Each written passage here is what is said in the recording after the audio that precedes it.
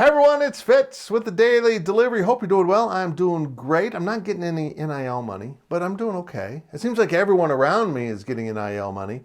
Well, of course, I cover college athletics, so that seems to be the story right now. The NIL's a mess.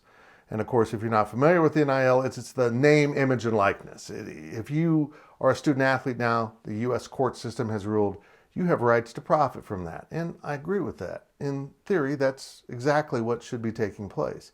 But in practice, when you get to college athletics, it just opens up a new area, a whole new frontier for cheating.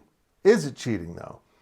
Has the courts ruled that a school's boosters can pay a student athlete to come because they're a good player and they can profit from their name, image, and likeness? Nigel Pack, former Kansas State guard, will get $400,000 a year from Miami to play basketball for a program that already went to the Elite Eight and it already had some problems within the Miami roster, as I predicted at the time.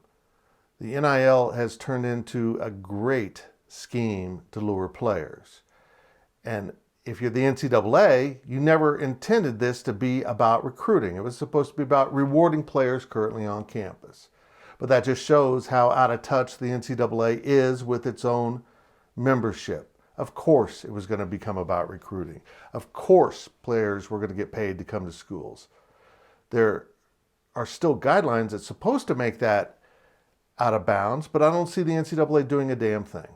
Well, this week, 2 conference commissioners went to the federal government and asked for help. George Klabakoff from the Pac-12 and Greg Sankey from the SEC.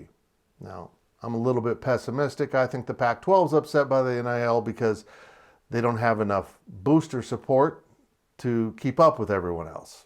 They certainly don't have the TV ratings and the exposure that would help a kid's NIL.